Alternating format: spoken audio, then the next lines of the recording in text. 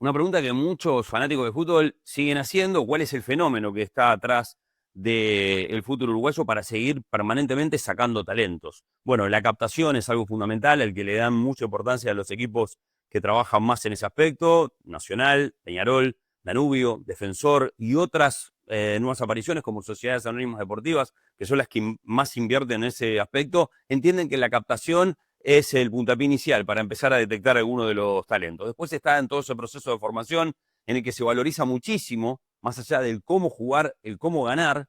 Y luego algo muy importante, esa adaptación inicial a lo que es el fútbol de primera. No está Uruguay vendiendo a los mercados que hace 30 o 40 años era normal, de la mano de Francisco Casal, que fue el principal agente de futbolistas de nuestro país.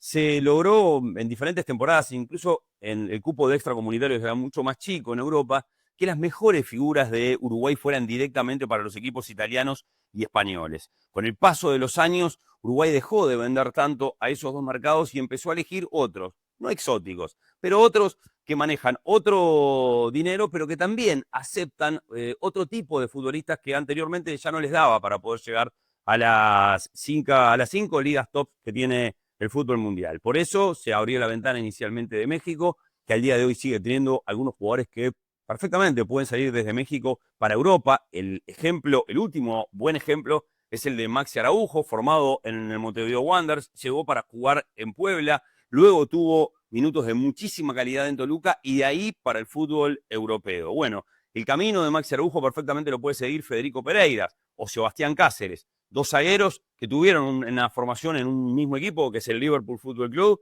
pero que intentó venderlos a esos mercados para esperar luego también quedarse con un nuevo ingreso, porque ellos poseen todavía parte de la ficha. ¿Qué es lo que está ocurriendo con otro tipo de futbolistas que, por ejemplo, se van a la Major League Soccer? Bueno, es bien simple esto. Si bien es un mercado que no logra invertir tanto en la compra de fichas para los jugadores uruguayos, es un cambio desde lo económico muy importante en cuanto a su salario. Pero si son jugadores de selección, ahí aparece otro problema.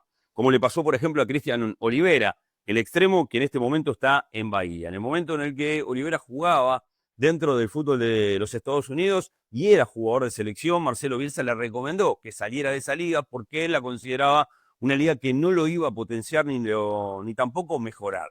Por eso le recomendó salir, incluso a una liga como la mexicana o mismo ir a Brasil. Bueno, actualmente Olivera juega en el fútbol de Brasil y tampoco está claro que pueda seguir en la selección. ¿Qué pasa con los otros mercados, como Arabia, por ejemplo? Hay casos, tal vez los dos más importantes de la selección uruguaya sub-20, que fue campeona del mundo hace más de 2 años. Bueno, dos de las grandes figuras, Fabricio Díaz y Luciano Rodríguez, hoy están en el mercado árabe. Fueron por distintos caminos. Mientras Fabricio Díaz, formado en Liverpool y además habiendo logrado el título con ese equipo de los considerados menores, por el público que llevan y por la baja cantidad de títulos en relación a la inmensidad de torneos que han ganado Nacional y Peñarol, Fabricio Díaz saltó desde Liverpool a ese mercado al cual se lo puede definir como exótico. Fue mucha plata la que recibió Liverpool, más allá de que creo que el fútbol uruguayo se perdió de disfrutar algunos años que hubieran enriquecido el fútbol local con el talento de Fabricio Díaz. Y el otro jugador es Luciano Rodríguez,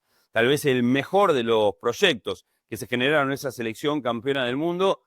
Pasó desde el fútbol de Brasil directamente para el fútbol árabe. ¿Cuál es la realidad, por ejemplo, en estos dos casos con la selección uruguaya, ya que tienen una buena edad para ser parte del seleccionado de Bielsa? Uno nunca fue considerado, Díaz, y el otro, Luciano Rodríguez, estuvo en un montón de reservas y en alguna convocatoria, pero el técnico siempre desistió de tenerlo en la cancha.